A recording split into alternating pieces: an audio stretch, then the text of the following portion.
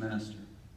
And we needed someone because in the beginning of this year, 2014, Carolyn Strack came to us and said, this is going to be my last year as chair of the missions committee.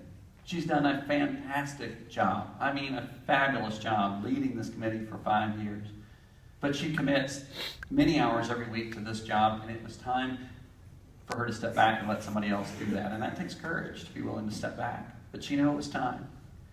She told us at the beginning of the year, we began praying about it and looking for people, and it just did not seem that we were finding anyone. But as soon as the trip came back from Haiti in June, I had several people approach me and said, has anybody thought about Shelby Barker?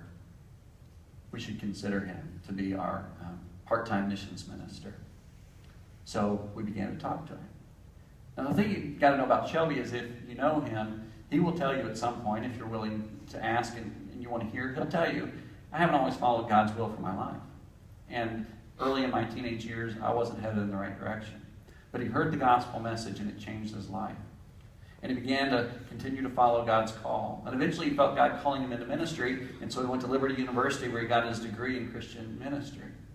Now last fall or so, he came to us and he said, would you be open to an internship?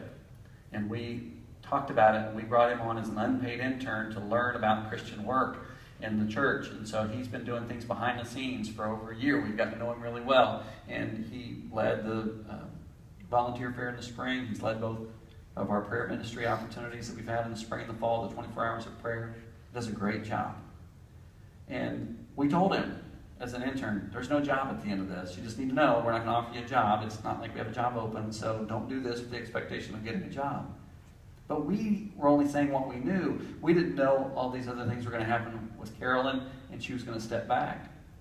And when we began to investigate the possibility of bringing Shelby on, it became very clear from the very first conversation that God had called him to do a great work. And even though he will not be leaving his full-time work, he'll stay with the hospice that he works for because he's only going to give 10 to 12 hours a week. And I say only, but that's still a lot. He's going to give 10 to 12 hours per week to missions, and a lot of that work will be done at night and on the weekends. He doesn't have to quit his full-time job. It'll be part-time with us. Now, part-time with us does not make him half a minister. He's just as important as anybody else.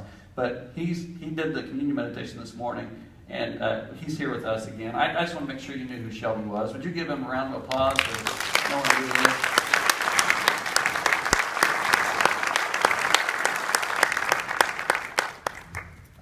He'll start November 1st, and I think that really will help strengthen our missions ministry.